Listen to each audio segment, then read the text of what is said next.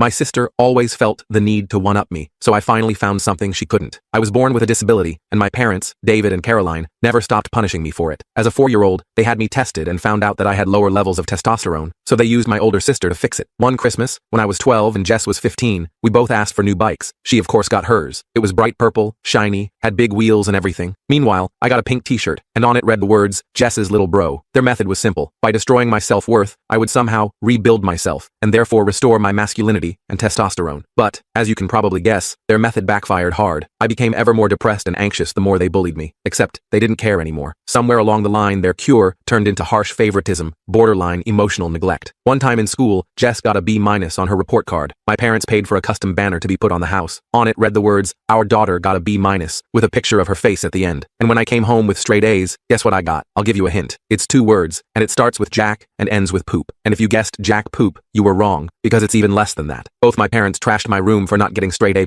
After that, almost nothing surprised me anymore. Even when I got accepted to a solid university with a partial scholarship, my parents called me their biggest disappointment for not getting a full scholarship. Meanwhile, Jess practically flunked out and used the excuse of wanting to take a gap year. That turned into 5. And to celebrate, they threw her a party and bought her a new laptop for her creative journey. But then came one of the only, slightly better parts of this story. I managed to move out as soon as possible, working multiple jobs while taking classes to support myself. But when I couldn't afford to come home for Thanksgiving one year, my father said, well, I guess your priorities are elsewhere. Even after creating distance, family gatherings were torture sessions of subtle digs. Still at that starter job, Jess is thinking about starting her own boutique. She's so entrepreneurial. At my graduation, which they arrived late to, my father's first comment was, 4 years for that degree? Seems like a lot of time for what you'll be doing. What made it worse was watching them fawn over Jess, who decided to wear the most extravagant dress possible to the ceremony so she could be the center of attention. Despite everything, I tried maintaining a relationship with Jess. She was still my sister, but it was completely one-sided. I'd reach out, and she'd either ignore me or somehow turn every conversation into a competition. If I got a promotion, she suddenly had an amazing opportunity on the horizon. If I started dating someone, she'd immediately be in a serious relationship. Once, after not hearing from her for months, I called to share news about a significant promotion. Hey Jess, guess what? I got promoted to senior analyst. There was a pause before she responded. Okay, anyway,